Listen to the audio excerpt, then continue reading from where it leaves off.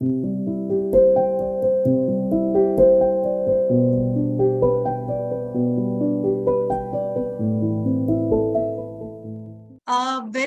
good evening to all.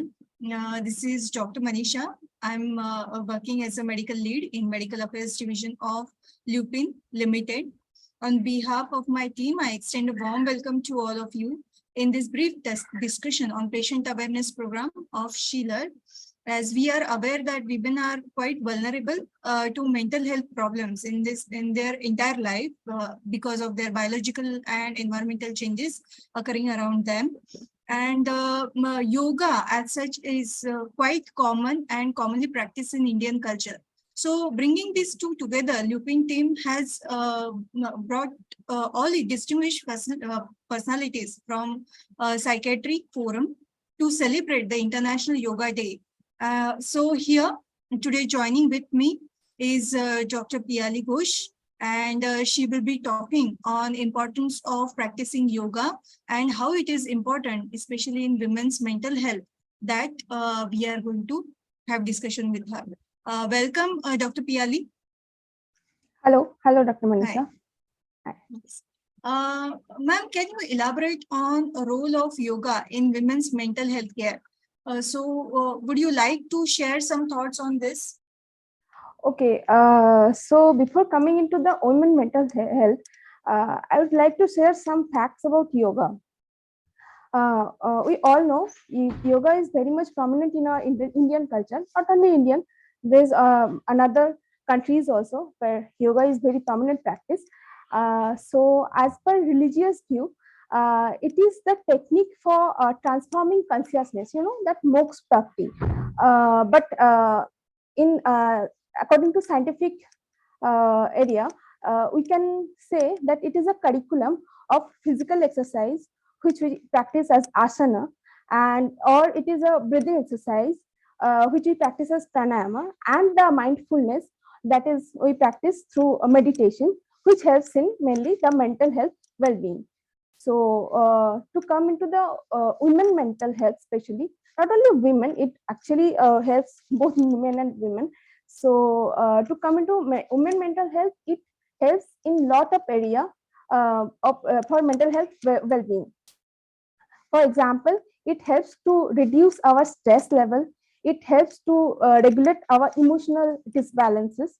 It helps to improve our mood, and also it helps in our emotional well-being also, and also it helps in improving the cognitive functioning.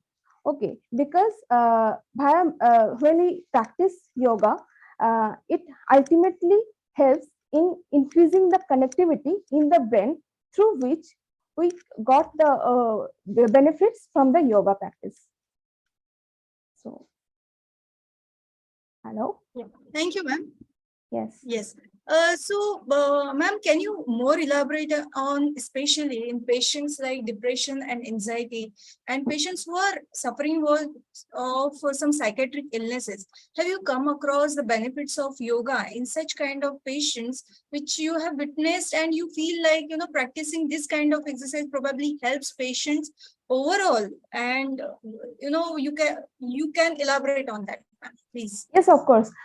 Beside medicines, we all know there are a lot of side effects of medicines. So we can consider yoga as complementary and alternative medicine for all the kind of mental health disorders like depression, anxiety, schizophrenia, obsessive compulsive disorder, or ADHD.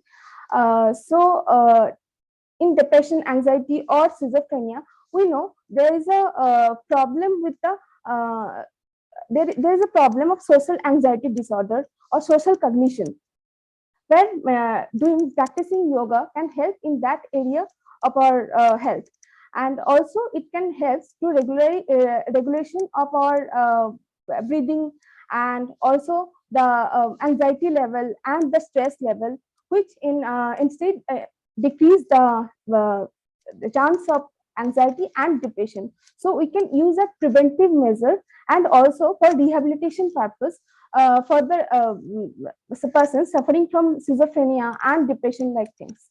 Okay, and we all know that it also increases the attention, this is a very common practice. By meditation, we can increase the attention. So we can use it in the child suffering from ADHD or autism. Thank you, ma'am. So at the end of session, I would like to also you to give some concluding remark, like what do you recommend? So because there are many viewers who will be viewing this video, so I would like to also know how you recommend the yoga therapy for patients as well as the general public and especially women. Okay, so as I said, that yoga can be practiced as the preventive measure. So we should practice, or we should follow the yoga lifestyle. Actually, we can do one thing, that we can practice yoga regular basis. So we can help ourselves to reduce our stress level, or to cope with, to increase our coping mechanism, to fight the stress, to fight the depression, or any the day-to-day regular busy life to handle, and also to increase our physical fitness, which can lead to increase our strength, both psychological and physiological. So we should practice yoga regularly for all our benefit, both psychological and physiological. Thank you.